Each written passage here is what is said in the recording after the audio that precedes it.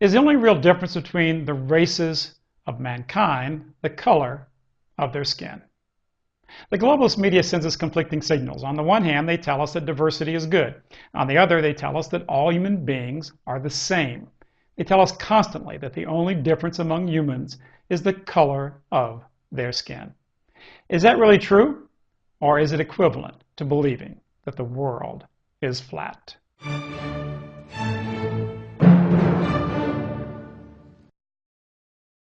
Take a look at this clip from the 2008 Olympics.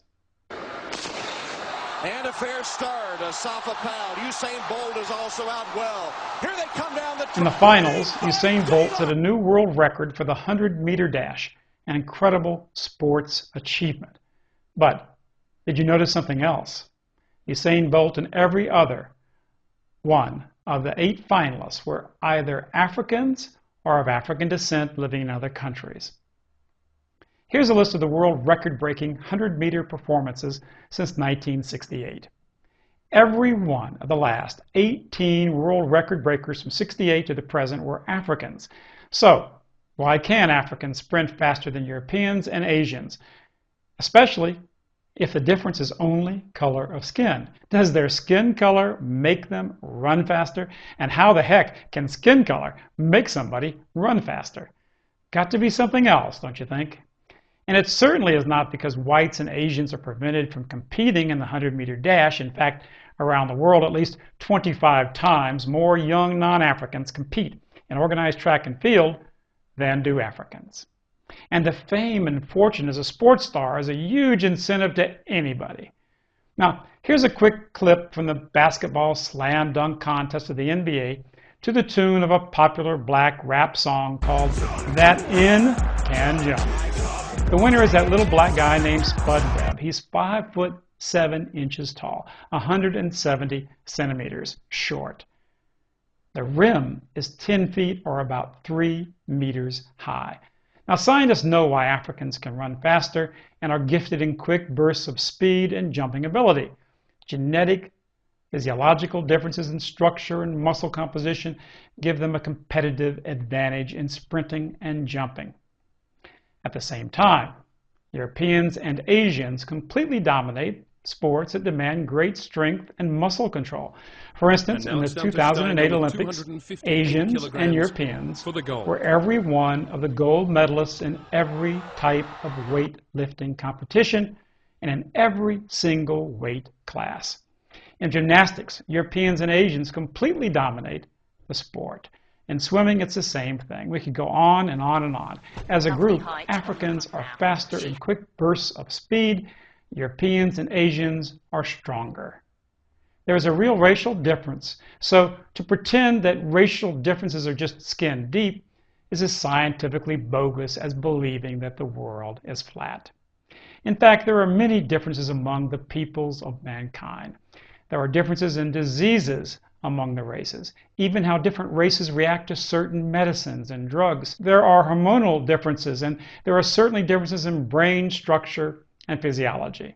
Now, this is proven by numerous MRI studies that look directly into the brain and show clearly the differences among population groups. And of course, there are profound differences in behavioral patterns and cultures between the races.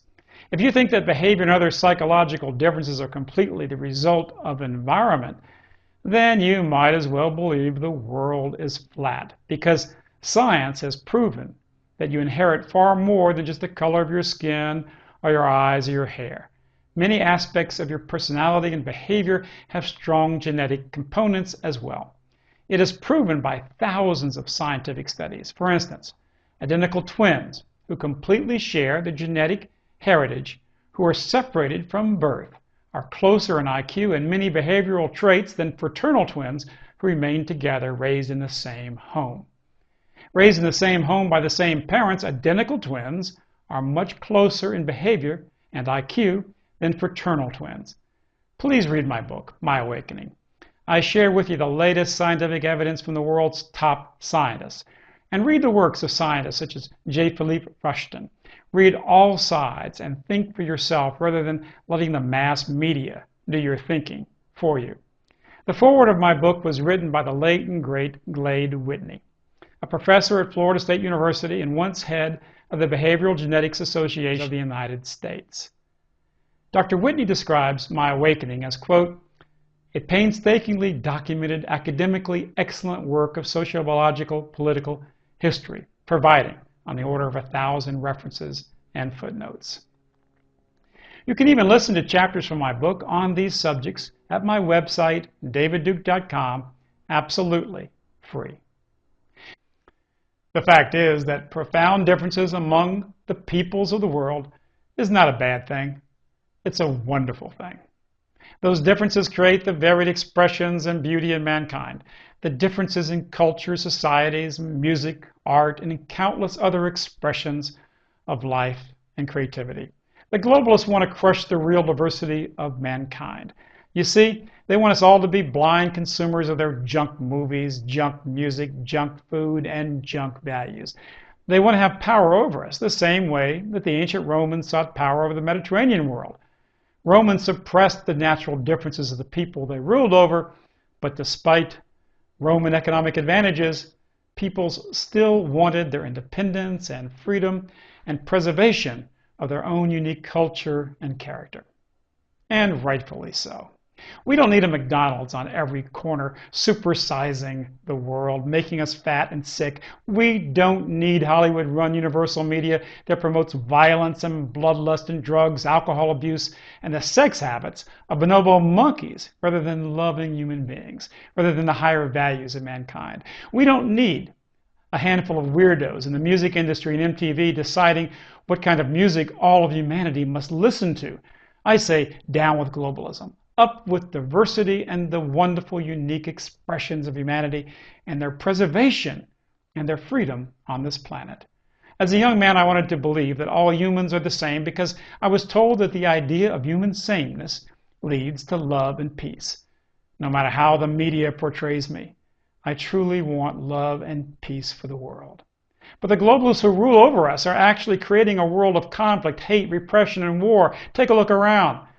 But over the years, I've learned that denial of human differences leads to conflict.